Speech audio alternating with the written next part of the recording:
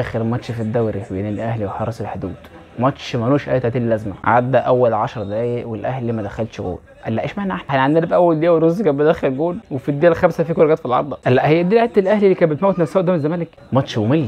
ماتش الزمالك كان احلى، كان فيه سسبنس عن كده. الاهلي ما خسرش ولا ماتش ومتعادل طول الدوري في 3 ماتشات بس، وباقي الماتشات كلهم كسبهم. منور. طول لعيبه الاهلي تسيب الماتش لحرس الحدود عشان خاطر ابنائنا يركزوا على الحدود. اصعب لحظه عليا النهارده الاهلي لما يستلم الدوري، يا رب الدوري يتسرق. يا لو حرس الحدود يعملها النهارده يبقى اخدوا الدوري متعكنين.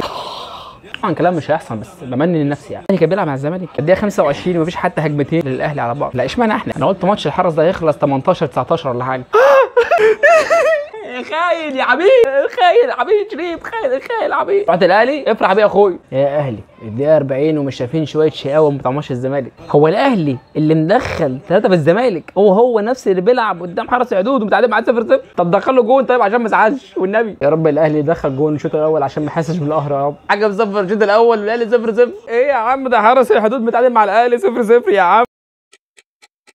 لسه مخلص صلاه العشاء نخش نشوف ماتش الحرس والاهلي. انا حاسس يعني الاهلي دخل جون مش عارف ليه. طبيعي 1-0 للاهلي. اما نشوف اخرتها مع الاهلي. هو الاهلي ده ملوش كبير. عطب نفسه. لا واضح ان دعواتي في الصلاه استجابت ولا ايه؟ والله يا امين ده لو خلص 4-1 انا هقطع شرير بالطوب. ناقص 10 دقايق والماتش يخلص. يا رب الاهلي يفضل على كده 1-1 ياخدوا الدوري وهم متعادلين كده. 7 دقايق وقت بدل ضايع يا عم. عايزين يحتفلوا والدوري يخلص مش وقت 7 دقايق. 3 ثواني حلوين. موتوا نفسهم بطريقه غريبه يا جماعه. انتوا كده واخدين الدوري. شوف بره جول. طب اقطع شرير بالطول عشان تحملكم. انتوا عايزين مننا ايه؟ لا ده متضايق. حرقوا دمنا تاني. دقيقه 90 تاني وثالث ورابع وخامس. نخش ازاي يا جدعان؟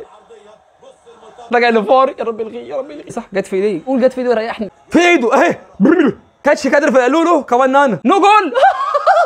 حكم انت قايل 7 دقايق حكم وقت ولا ضايع. احنا دخلنا الدقيقه 100. ما تصفر يا عم. صفر.